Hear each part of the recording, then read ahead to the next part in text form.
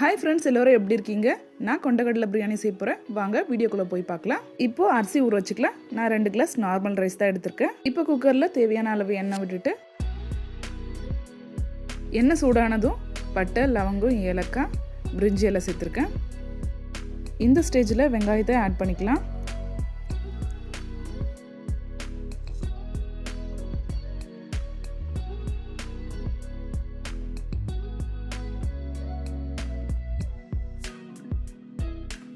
வெங்காயம் பொன்னிறமான பிறகு கட் பண்ணி வச்சுருக்க கொத்தமல்லி தழை, புதினா தழை சேர்த்துருக்கேன். இதெல்லாம் நல்லா வதங்கி வந்த பிறகு இஞ்சி பூண்டு விழுதை சேர்த்துக்கிறேன்.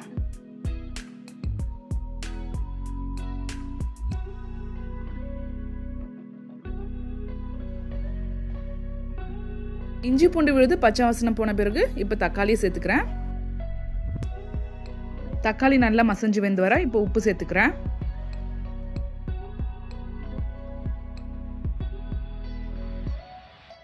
தக்காளி நல்லா மசிஞ்சு வெந்துருச்சு. இப்போ தேவையான மசாலா சேர்த்துக்கிறேன். மிளகாத்தூள், கரம் மசாலா தூள், பிரியாணி மசாலா சேர்த்துருக்கேன். இது நல்லா கலந்து விட்டுட்டு பச்சை வாசனை போன பிறகு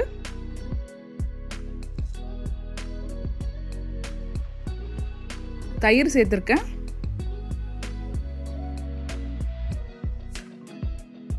நம்ம போட்ட மசாலாலாம் வெந்து நல்லா எண்ணெய் பிரிஞ்சு வந்திருக்கு. இந்த ஸ்டேஜில் வெள்ளை கொண்டக்கடலை சேர்த்துருக்கேன்.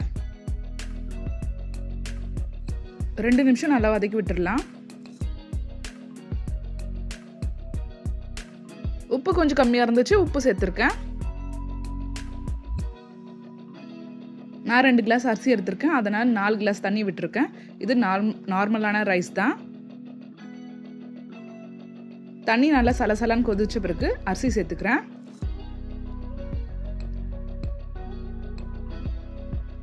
உப்பு காரெல்லாம் செக் பண்ணிவிட்டு இப்போ குக்கர் மூடி 3 விசில் வச்சு எடுத்திருக்கேன். இப்போ சுவையான வெள்ளை கொண்டக்கடலை பிரியாணி ரெடி ஆயிடுச்சு. எப்படி இருக்குன்னு செஞ்சு பாருங்கள்.